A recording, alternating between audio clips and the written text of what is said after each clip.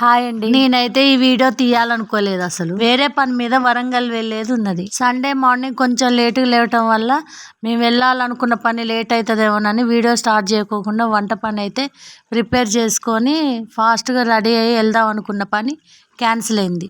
ఎంతైనా కొంచెం బాధ ఉంది, ఈ కర్రీని నేను వీడియో తీసుకోలేకపోయాను అని.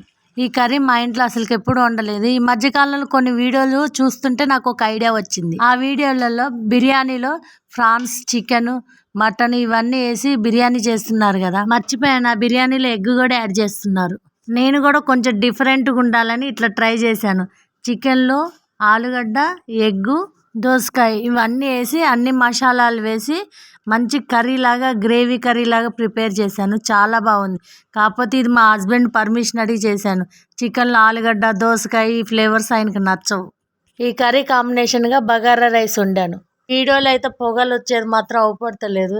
కలుపుకుంటా ఉంటే అది ముక్క జింపుతుంటే చూపిద్దామని చూస్తుంటే ఏళ్ళు అయితే మస్తు కాలుతున్నాయి. ఏదో సినిమాలో వెంకటేష్ గారు అంటారు కదా, ఉఫ్ఫు ఉఫ్ఫు అని ఊదుకొని తినాలమ్మా అని.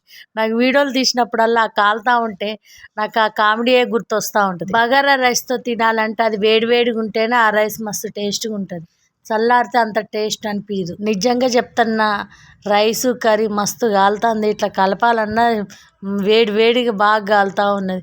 మా హస్బెండ్కి ఇట్లుంటే బాగా నచ్చిద్ది. మా హస్బెండ్ కొంచెం నిదానంగా తింటాడు కాబట్టి ఆయనకి ఎక్కువ వేడి కావాలి. నార్మల్ వేడి ఉన్నది అనుకోండి, అన్నం చల్లారింది వేడి లేదంటాడు.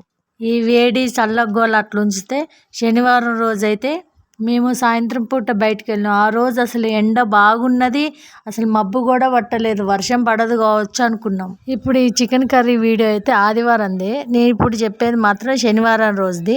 మేము సాయంత్రం 6:30 అట్లా బయలుదేరి బయటకు వెళ్ళాము.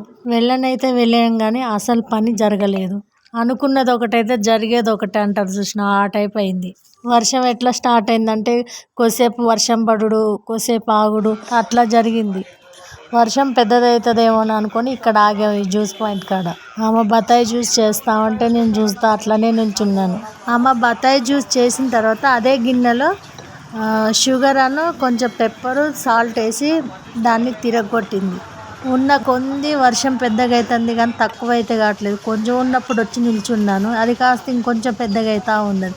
పెద్దగా అవుతుంది తగ్గుతుంది. ఇక్కడ ఎంతసేపు ఉన్నా ఇట్లా నేను అనుకొని ఇక మేము బయలుదేరి వచ్చాము. శుభ్రంగా దర్శనం కొద్దిసేపు పెద్దగా అవుతుంది, కొద్దిసేపు చిన్నగా వస్తుంది.